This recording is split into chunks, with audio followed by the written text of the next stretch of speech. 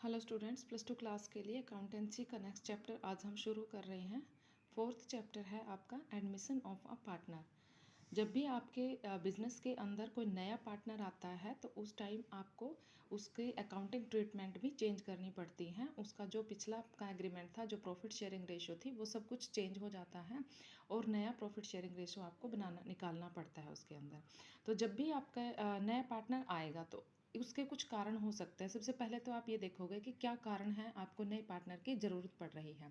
कुछ भी कारण हो सकते हैं कि या तो आपके व्यवसाय के विस्तार के लिए आपको ज़्यादा पूंजी की आवश्यकता हो, ज़्यादा कैपिटल चाहिए होगी, तो आप नया पार्टनर ले आएंगे और वो कैपिटल के रूप में और भी पैसा लेकर आ सकता है बिजनेस के अंदर।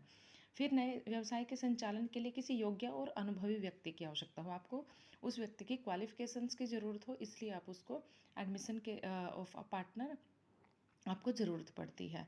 नेक्स्ट, किसी भी प्रभावशाली और विख्यात व्यक्ति को साझा बनाकर व्यापार की ख्याति और प्रतिष्ठा में वृद्धि के लिए भी आपको नए पार्टनर की ज़रूरत पड़ती है। उसकी अगर किसी रेपुटेटेड पर्सन है, कोई गुडविल अच्छी है, तो उसको भी आप पार्टनर के रूप में लेकर आ सकते हो बिजनेस के अंदर। किसी योग्य कर्मचारी को प्रोत्साहित करने के लिए भी साझेदार उसको बना लिया जाता है। तो ऐसी सिचुएशन में जब भी कोई नया साझेदार आएगा तो आपका जो पुराना प्रॉफिट शेयरिंग रेशो था वो ख़त्म हो जाता है और नया प्रॉफिट शेयरिंग रेशो आपको लेकर आना पड़ता है बिजनेस के अंदर। तो फिर नए साझेदार के प्रवेश के समय नया साझेदारी संलेख बनाना होता है, क्योंकि पुराना संलेख समाप्त हो जाता है। भारतीय साझेदारी अधिनियम की धारा 31 के अनुसार नया साझेदार तभी बनाया जा सकता है जबकि उसके लिए सभी साझेदार सहमत हों। सभी साझेदारों की सहमति से ही आप नया पार्टनर लेकर आ सकते हो। नया साझेदार प्रवेश के समय अपने हिस्से की ख्याति और पूंजी लेकर आता है और पुराने साझेदार अपने हिस्से में से कुछ भाग त्याग करके उसको लाभों में से हिस्सा देते हैं।